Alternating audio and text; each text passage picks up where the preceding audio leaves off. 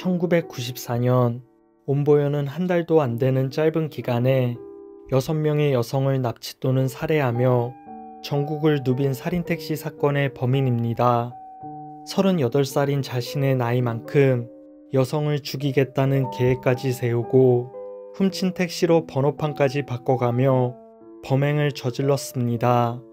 특히 온보연은 고작 2주라는 기간 동안 6명에게 범행을 저지르며 그중 2명을 살해했다고 합니다. 세상은 경악했고 그를 지존파와 비교하기 시작했으며 국민들 사이에서는 택시 기피 현상이 일어나기도 했습니다. 그는 매스컴에서 자신을 지존파와 비교하자 이를 기분 나빠하며 자신이 지존파보다 우월하다고 생각했고 지존파를 체포한 경찰서에 자수하면서 자신과 지존파를 비교해보고 싶다며 지존파와 같은 감옥에 넣어달라는 황당한 부탁을 하기도 했습니다. 온보연은 어렸을 때부터 폭력적인 아버지 밑에서 자라면서 아버지가 어머니를 심하게 때리는 모습을 많이 봤습니다.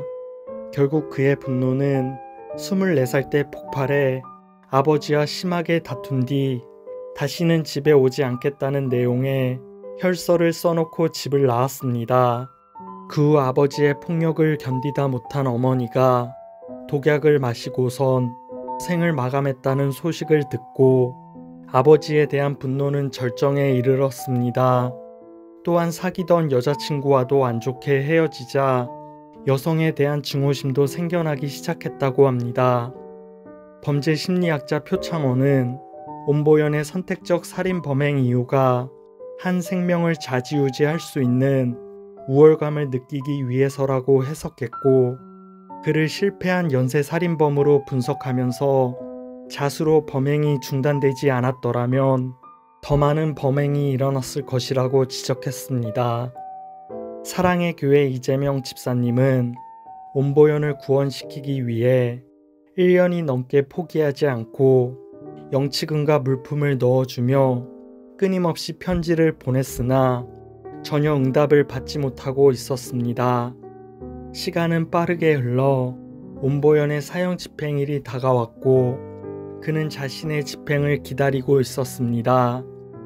그런데 앞에 사형수들이 집행을 받다가 줄 3가닥 중 하나가 끊어져 줄을 교체하는 관계로 온보연의 집행이 20여 분 연장되는 예상 밖의 일이 생겼습니다. 한 교도관 신우회원은 속으로 기회가 왔다라고 생각해 성령님, 온보연에게 복음을 전할 수 있게 도와주세요 라고 마음속으로 기도한 뒤 온보연이 대기하고 있던 곳으로 뛰어들었습니다.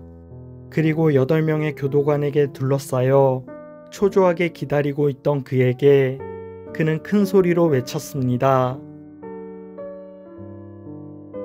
야 온보연, 정신 차려. 내 말 잘 들어. 너는 38년간 살다가 가지만 너의 죄를 회개하고 지금 예수님을 믿으면 제사함을 받고 영생을 선물로 받아 천국에 들어가서 영원한 행복을 누리며 살 수 있어. 기회는 지금뿐이야.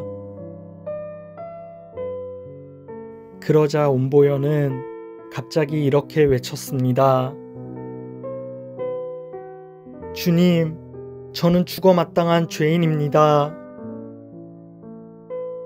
그는 마침내 자신이 죄인임을 참회하고 마지막 순간에 예수님을 영접한 것입니다. 그리고 생각지도 못한 기이한 일이 일어났습니다.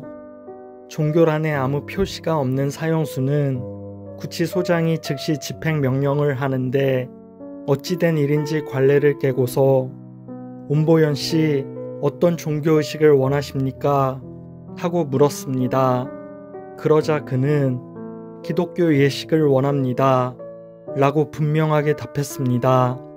예정에 없었지만 문장식 목사님은 기쁜 마음으로 나와 온보연의 최후 예배를 인도했습니다. 신앙으로 변화된 그의 모습은 너무나 선한 모습이었다고 합니다. 온보연은 사도신경으로 신앙 고백을 했고 함께 찬송가를 부른 뒤 문장식 목사님의 마지막 설교를 들었습니다. 그는 그곳에 있던 사람들 앞에서 자신의 몸이 실험용으로 필요한 데 사용되기를 원한다는 마지막 유언을 남기고선 교수대로 끌려 들어갔습니다. 그리고 집행당하기 직전 그는 하나님, 저를 용서하십시오.